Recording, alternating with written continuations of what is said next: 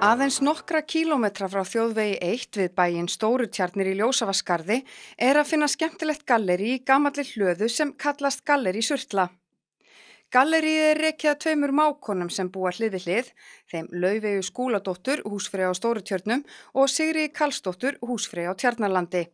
Ég og mágkonan mín, við vinnum á veturnar þar sem við erum að selja á sumrin og aðalega þetta ull sem við erum að þæfa frá grunni og búum okkur til alls konar varning og núna erum við farin að bæta við og selja eða búa til úr kryddi, selja krydd og til þess að setja á bara kjöt og annað.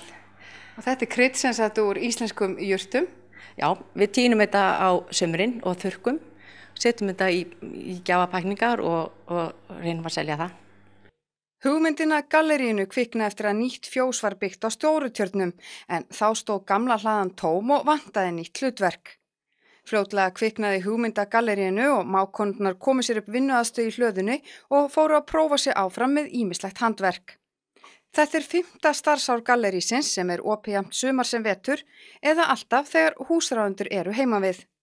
Ef við erum ekki efra þá bara bankað heima og við bara hlaupum upp yfir, sem náttúrulega bara þægilegt að hafa. Ég náttúrulega í búskapnu líka og þarf að sinna því og heyskap, þetta náttúrulega tekur svolítið tíma.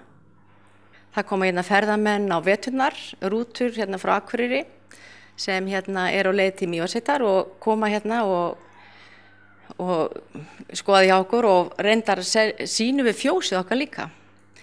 Og útlendingarnir hafa mjög gaman að því að fara í fjós, sjá hvernig græjurnar okkar, við höfum róbot og þeir hafa mjög gaman að því að skoða fjósið okkar líka.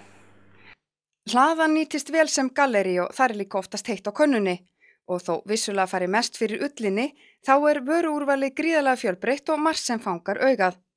Kransar úr íslenskum jurtum vekja sérstaka forvitni okkar, en Laufey hefur einnig verið að gera kistuskreytingar úr íslenskum mógróðri.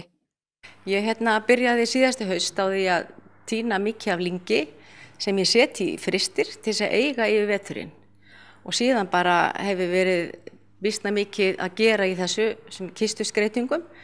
Og þá þetta svona eins og nýtt þegar lyngið frosið og þá lyngið bara eins og á haustinn þó þetta sé kannski í desember eða janúar og það hefur bara gengið mjög vel. Og íslensku jurtirnar koma vel út í þessu samhengi? Já, mjög vel. Það eru bara einhvern veginn sem okkur í sveitafólkinu finnst bara að passa við það sem við erum alin upp og við viljum hafa bara náttúruna með okkur sennilega.